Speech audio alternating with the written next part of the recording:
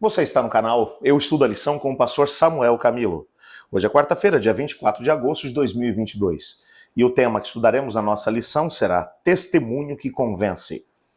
A nossa lição de hoje está baseada em Atos capítulo 16. Só para você poder se contextualizar, o Senhor Deus havia operado grandes milagres, milagres extraordinários, e usado Paulo e Barnabé para que eles pudessem desenvolver um grande trabalho na sua primeira viagem missionária.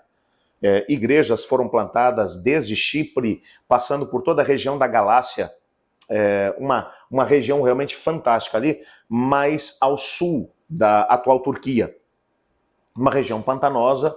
Provavelmente, dizem alguns historiadores, o apóstolo Paulo teria sido acometido de malária e quase morreu nessa ocasião. João Marcos acabou desistindo dessa viagem, retornou para Jerusalém, para a casa dos pais. Quando Paulo e Silas retornam dessa primeira viagem missionária, eles vão até a igreja de Antioquia da Síria para dar um retorno à igreja que os havia enviado. Nessa altura, há toda uma situação relacionada a judaizantes que estão tentando impor aos cristãos gentios que estão sendo agregados à igreja a prática da circuncisão, e o apóstolo Paulo vai ser totalmente contra isso. A discussão acaba se tornando tão intensa que o primeiro concílio da igreja acaba acontecendo na sequência por conta disso. Aí vem Atos capítulo 15. No capítulo 16, a situação está resolvida. Paulo vai dizer a Barnabé: quero voltar agora para ver como é que estão as igrejas que a gente plantou. Barnabé diz: vamos embora, mas eu quero levar João Marcos comigo de volta. E há uma discussão por causa do João Marcos. Paulo vai dizer: eu não vou levar esse camarada que largou a gente na mão no meio da bronca que a gente enfrentou enquanto plantava igreja lá na Galácia. Barnabé, por sua vez, fica do lado de João Marcos, que provavelmente era seu sobrinho. Os dois se separam. Barnabé vai seguir junto com João Marcos e Paulo vai levar Silas junto consigo para essa segunda viagem missionária. Eles estão saindo de Antioquia da Síria, têm o intuito de retornar pelo mesmo caminho que haviam feito na primeira viagem, mas daí o texto bíblico vai dizer que o Espírito de Deus os impediu de seguir naquela direção. Várias ocasiões o Espírito de Deus os impediu, enquanto eles faziam planos de seguir para a região da Ásia Menor. E numa determinada noite, Paulo teve um sonho, onde um homem da Macedônia dizia a ele: passa pela Macedônia e ajuda-nos. Nessa altura, Paulo compreendeu que Deus os estava chamando para entrar agora no território da Europa e começar a plantar igrejas na região da Europa. Quando você pensa na Europa hoje, um lugar do saber, um lugar das grandes universidades, não era essa a realidade na época do apóstolo Paulo. Uma região de barbárie, uma região de muita gente pagã, uma região muito complicada. Mas Paulo e Silas, entendendo que Deus os estava levando para lá, seguiram na região de Filipos, foram para a região de Filipos. Trabalharam ali durante quase um ano e os resultados que eles tiveram foram muito pequenos. O que acaba acontecendo no meio disso tudo é que enquanto eles estavam pregando, uma moça possuída por um espírito mau os segue durante 3 dias dizendo: esses são os homens que trazem a palavra do Senhor. E as pessoas da cidade começaram a entender que o mesmo espírito que atuava através daquela menina e que dava ela o poder de adivinhação era o espírito que agia através de Paulo e Silas. Paulo, lá no 3º dia, já chateado com aquela situação, olha para trás e diz para o espírito que está agindo através da moça: sai dela e não volte mais. A moça fica liberta daquele espírito mau. O que vai acontecer como consequência é que os donos dela, ela era uma menina escrava, vão levantar um motim contra Paulo e Silas.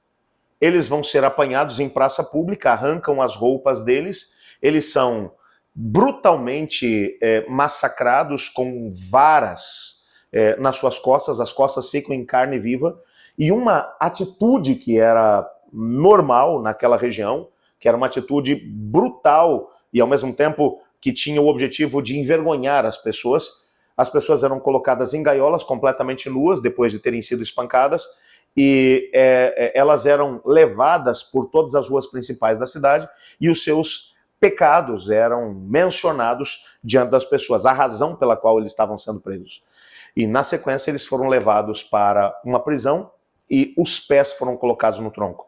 Se você parar para poder pensar nessa história, veja, uma coisa fica clara. Por que eles foram para Filipos? Porque o Espírito Santo os levou para lá. Foi fácil? Não, foi muito difícil. Trabalharam durante um ano todo e pouquíssimos foram os resultados que eles tiveram.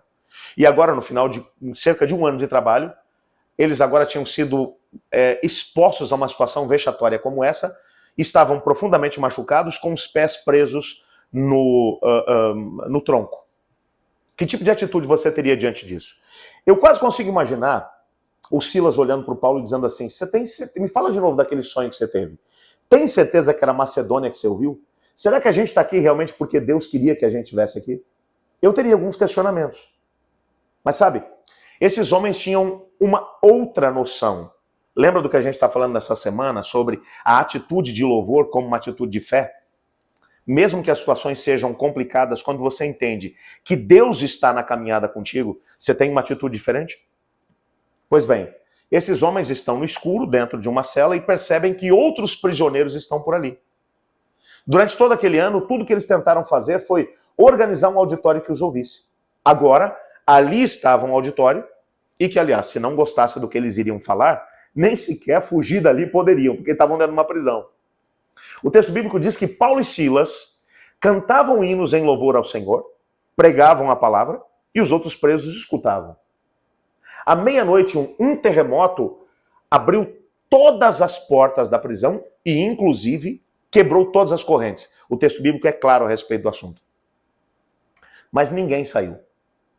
Por que ninguém saiu? Porque o Espírito de Deus estava guiando a vida daqueles dois homens em todas as circunstâncias.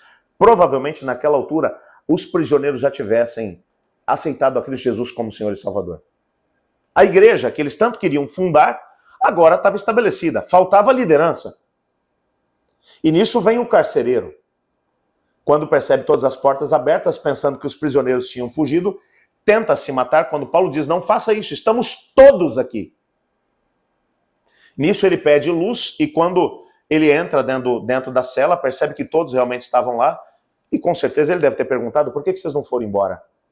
E eu imagino Paulo dizendo, a gente estava esperando por você. O fato é que Paulo e Silas continuam pregando o evangelho agora para o carcereiro, e para encurtar a história, o carcereiro e toda a sua família aceitaram a Cristo Jesus. E naquela mesma noite foram batizados e o reino de Deus foi estabelecido naquele lugar. Uma igreja foi fundada naquele lugar. No dia seguinte, Paulo e Silas foram enviados embora daquela cidade. O que eles não conseguiram fazer em um ano, eles fizeram em uma noite.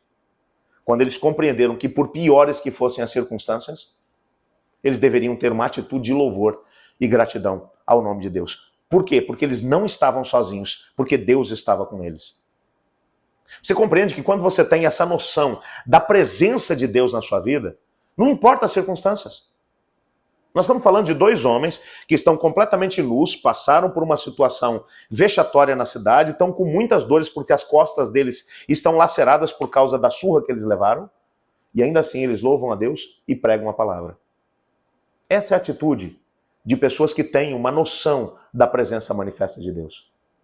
E por isso, eles tiveram a oportunidade de ver o sobrenatural de Deus agindo na vida deles. Porque mesmo quando não dava para ver nada, quando parecia que tudo estava perdido, ainda assim eles se mantiveram confiantes no Senhor, entendendo que eles estavam no lugar certo, na hora certa e com a pessoa certa, que é o Senhor Deus, porque Deus os tinha trazido para ali. E no meio daquela situação toda que parecia perdida, o Senhor Deus com certeza levantaria alguma coisa de boa. Talvez o Senhor Deus queira fazer a mesma coisa na nossa vida, na nossa história. Mas talvez Ele também esteja dando oportunidade para que eu e você tenhamos a mesma postura que Paulo e Silas tiveram, enquanto passavam por aquela situação de aperto. Ore comigo. Obrigado, Senhor, porque em Tua palavra encontramos histórias como essa que vimos hoje. De homens como Paulo e Silas, que não deixaram que a sua vida fosse norteada pelas circunstâncias externas, mas que se mantiveram firmes no Senhor. Ajuda-nos a podermos confiar no Senhor e manter uma atitude de adoração ao Teu nome, independente das circunstâncias. Pois é em nome de Jesus que oramos. Amém. Eu estudo a lição. E você?